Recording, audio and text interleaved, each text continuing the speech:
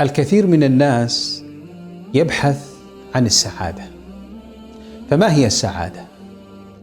السعادة باختصار هي انشراح الصدر. ومعنى انشراح الصدر أن تكون في غالب وقتك منشرح الصدر، وقد يضيق صدرك أحيانا، فهذا سعيد. لكن عكس السعادة هي ضيق الصدر، وضيق الصدر بمعنى أنه في غالب أحوالك ضيق صدرك وقد ينشرح أحيانا، هذا الإنسان ليس بسعيد. السعادة من أراد الوصول إليها لا بد أن يكون لها أصل السعادة.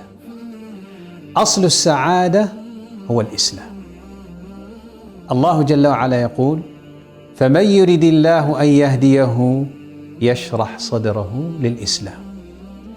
إذا أردت أن تعرف ذلك انظر إلى الشخص الكافر الذي أسلم لساعته، بعد إسلامه اسأله كيف نفسه؟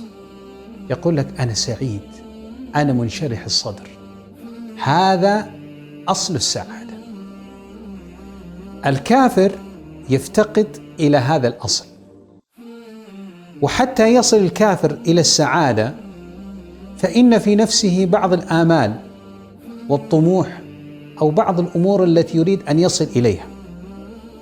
مثلا يريد أن يصل بالسعادة بالمال، بالشهرة، بالمتعة المحرمة، بالمغامرات. هذا الأمل الذي يوجد داخله يخفف عنه ضيق الصدر قليلا، لكن ما الذي يحصل؟ يحصل أحد أمرين.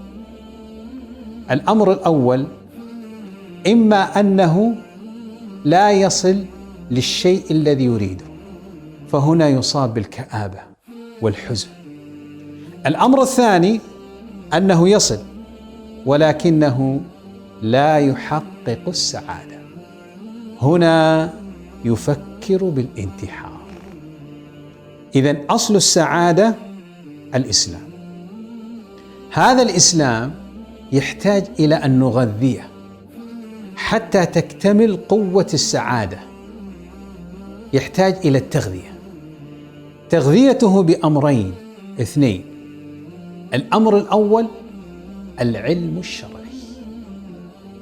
العلم الشرعي يجب أن يكون يتعلمه الإنسان. العلم الأساسي أركان الإيمان الستة، وبني الإسلام على 5، هذا العلم الشرعي. فكلما تعلم كلما زادت السعادة. إذا أردت أن تعرف ذلك انظر إلى الشخص الذي يصاب بشبهة في الدين، شبهة قوية في قلبه. هذه الشبهة تجعله إذا لم يجد لها جوابا قلق منزعج. إذا جاءه عالم وأزال عنه هذه الشبهة فسوف ينشرح صدره.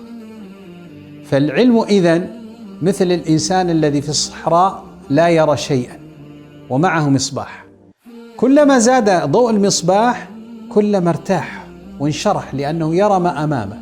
وهكذا العلم نور، كلما زاد انشراح الإنسان. إذن أولا العلم، ثانيا العمل والتطبيق. فلا معنى العلم بلا عمل، ودليل هذا قول الله جل وعلا: من عمل صالحا من ذكر أو أنثى وهو مؤمن فلنحيينه حياة طيبة. ما هي الحياة الطيبة؟ السعادة. وأكثر الناس سعادة هم العلماء العاملون. هذه تسمى أصل السعادة، لأن السعادة لها أصل ولها مكمل. فأصل السعادة ما ذكرته لك: الروح، سعادة الروح، سعادة القلب، الانشراح. أما مكملات السعادة فهي المتعة الجسدية: الصحة، المال، الفرش، البيت، السيارة.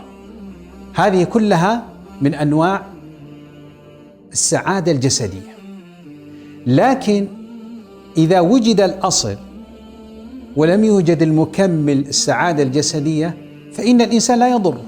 لهذا الإنسان الفقير قد تجده سعيدا منشرح الصدر يقول الحمد لله، والمريض مع أنه لا يوجد سعادة جسدية لكنه منشرح الصدر يقول الحمد لله. تعال للذي عنده سعادة جسدية وليس عنده أصل السعادة، يعني لا الإيمان ولا عنده العمل الصالح ولا العلم الشرعي، فالسعادة الجسدية هذه ليس لها معنى.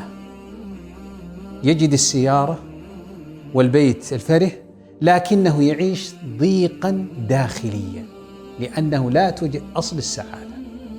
فاللهم أحينا حياة طيبة يا رب العالمين.